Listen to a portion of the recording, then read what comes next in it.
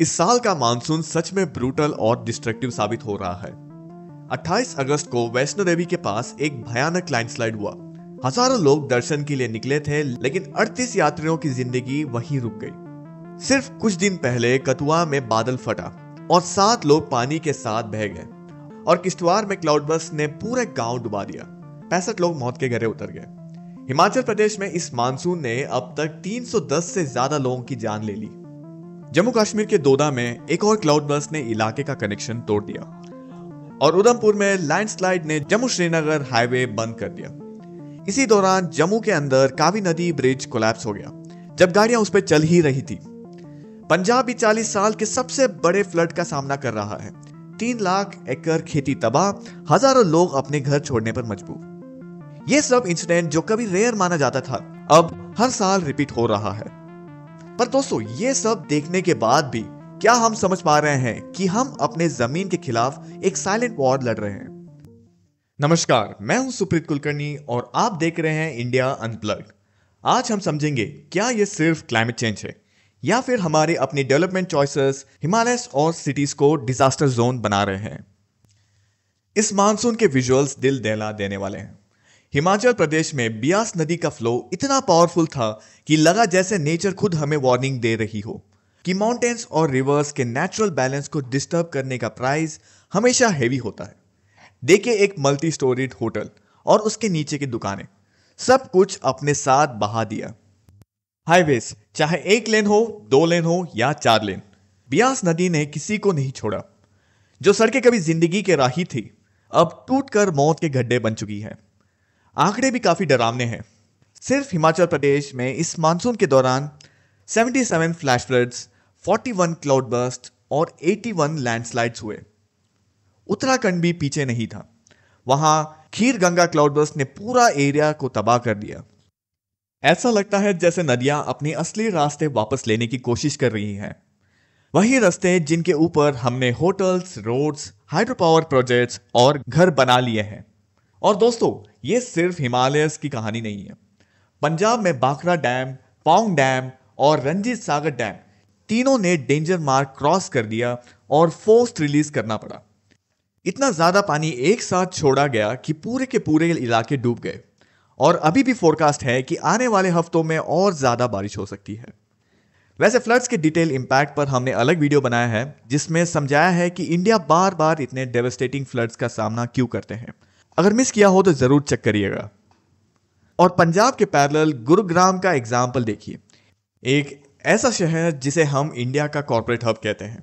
यह वही जगह है जो कभी सीजनल लेक्स और रिवर बेसिन का हिस्सा थी, लेकिन 1990 के बाद जब बड़े बड़े रियल एस्टेट प्रोजेक्ट्स आए तो उन्होंने नेचुरल ड्रेनेज सिस्टम्स को ब्लॉक कर दिया।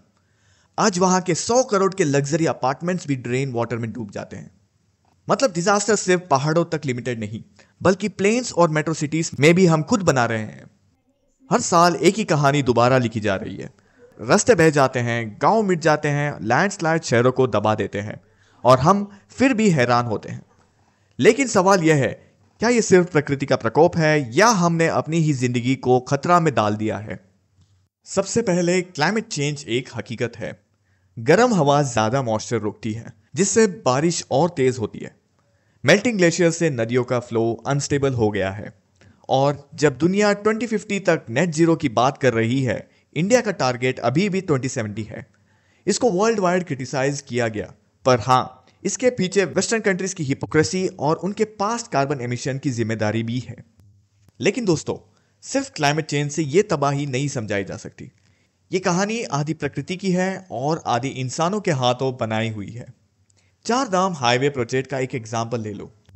इस प्रोजेक्ट के लिए 690 हेक्टेयर जंगल काटा गया और 55,000 से ज्यादा पेड़ गिराए गए। रोड्स को फ्रैजाइल हिमालयन स्लोप्स में बिना साइंटिफिक प्लानिंग के तोड़ फोड़ कर बनाया गया। और सबसे बड़ी बात, एनवायरमेंट इंपैक्ट असेसमेंट EIA को बाईपास कर दिया गया। गवर्नमेंट खुद मान चुकी है कि EIA प्रॉपर तरीके से नहीं हुआ। हां, इस बात को भी समझना जरूरी है कि ये रास्ते स्ट्रैटेजिक इंपॉर्टेंस रखते हैं। चाइना के साथ मिलिट्री टेंशन बढ़ चुकी थी और बॉर्डर्स तक कनेक्टिविटी जरूरी हो गई थी। लेकिन क्या ये स्ट्रैटेजिक एडवांटेज इंसानों की जान की कीमत पर मिलनी चाहिए? जब CISF और पैरामिलिट्री के जवान भी लैंडस्लाइड और रोड कोलैप्स में अपनी जान गंवा रहे हैं, तो क्या हमने सोचा कि इसका असली दाम कौन चुका रहा है? पंजाब के किसान जो अपनी फसल बर्बाद होते देख रहे हैं, गुरुग्राम के लोग जो अपने मल्टी करोड़ फ्लैट्स में ड्रेन वाटर से लड़ रहे हैं, ये सब एग्जाम्पल्स हमें दिखाते हैं कि डिजास्टर का असली दाम आम आदमी ही चुका रहा है। और इसका रीजन सिर्फ क्लाइमेट नहीं, बल्कि हमारी प्लानिंग की कमी है। अनसाइंटिफिक हिल कटिंग पहाड़ों को सिर्फ चीर नहीं देती, बल्कि उनकी नेचुरल स्टेबिलिटी तोड़ देती है। जब स्लोप्स का बैलेंस बिगड़ता है तो फिर लैंडस्लाइड एक इफ नहीं, बल्कि गारंटीड रियलिटी बन जाते हैं। हाइड्रो पावर प्रोजेक्ट्स भी फ्रैजाइल हिमालयन जोन्स में बिना सोचे समझे बनाए गए। रिवर्स को डाइवर्ट करना, पहाड़ों को ब्लास्ट करना और अर्थक्वेक प्रोन रीजन में ऐसे मेगा प्रोजेक्ट चलाना, ये सब नेचर के ऊपर एक प्रेशर कुकर का इफेक्ट क्रिएट करता है। रिजल्ट, रिस्क मल्टीप्लाई हो जाता है और लोकल कम्युनिटीज हमेशा डेंजर जोन में रहती है। और रिवर बेड माइनिंग ने तो नदियों को बिल्कुल बेघर कर दिया है। जब हम उनके किनारे उजाड़ देते हैं तो नदी अपना रास्ता तोड़कर नई जगह ढूंढती है और तब फ्लड्स और भी ज्यादा डिस्ट्रक्टिव बन जाते हैं। पंजाब का केस और भी आई ओपनिंग है। बॉर्डर के पास फ्लड प्लेन्स में इलीगल माइनिंग ऐसे होती है जैसे हमने अपनी तबाही का टेंडर खुद ही के पास कर दिया हो। और आयरनी यह है कि सालों से डीसिल्टिंग का काम पेंडिंग पड़ा रहा, डिस्पाइट मल्टीपल रिमाइंडर्स। और जब ऊपर से बारिश आई तो ड्रेन्स और कैनाल्स की सफाई ना होने की वजह से पानी बस जमा होता गया और फिर वही पानी गांव, शहर और खेतों में तबाही बनकर उतर आया। यह सिर्फ प्रकृति का गुस्सा नहीं है, यह हमारी अपनी शॉर्ट टर्म सोच का नतीजा है, जहां पॉलिटिकल माइलेज और छोटे फायदे को लॉन्ग टर्म सेफ्टी और इकोलॉजिकल बैलेंस से ऊपर रखा गया। अब सवाल सिर्फ यह नहीं कि क्या हुआ, बल्कि यह है कि गोइंग फॉरवर्ड क्या हम इसे रोकने के लिए कुछ कर सकते हैं? जवाब है हाँ। पहाड़ों को मजबूत बनाने के लिए हमारे पास बायो इंजीनियरिंग के सॉल्यूशंस है। Wire mesh, anchor bolts, proper drainage systems और उन्हीं स्लोप्स पर फिर से ग्रीनरी लगाना, यह सब करना पॉसिबल है, लेकिन ग्राउंड पर इंप्लीमेंटेशन हमेशा अधूरा छोड़ दिया गया। फ्रेजाइल जोन्स जैसे हिमाचल और उत्तराखंड में टूरिस्ट टैक्स लगाया जा सकता है, जिससे लोकल इंफ्रास्ट्रक्चर पे प्रेशर कम होगा और फंड्स डिजास्टर प्रिपेयर्डनेस के लिए मिलेंगे। और सबसे इंपॉर्टेंट, हमें शॉर्ट टर्म गेन्स के पीछे भागना बंद करना होगा, जो सिर्फ तुरंत फायदा दिखाते हैं लेकिन लॉन्ग टर्म में खतरा बन जाते हैं। हिमालयस में डेवलपमेंट तभी ट्रूली सेफ हो सकता है जब वो साइंटिफिक हो, सस्टेनेबल हो और नेचर के साथ एक डेलिकेट बैलेंस बनाए।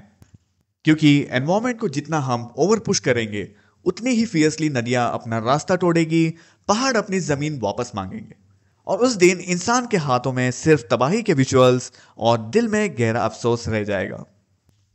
इंडिया सिर्फ क्लाइमेट चेंज विटनेस नहीं कर रहा है, हम अपने हाथों से अपने डिजास्टर डिजाइन कर रहे हैं। हिमालयस हो या पंजाब के प्लेन्स या गुरुग्राम के शहर, हर जगह एक ही कहानी है। हमने नेचर के साथ दोस्ती छोड़कर उसे चैलेंज करना शुरू कर दिया है। जब तक हम फॉरेस्ट को प्रोटेक्ट नहीं करते, रिवर्स को रेस्पेक्ट नहीं करते और कंस्ट्रक्शन को रेगुलेट नहीं करते, तब तक हर मानसून एक फेस्टिवल ऑफ लाइफ की बजाय एक सीजन ऑफ मॉर्निंग बनकर लौटेगा।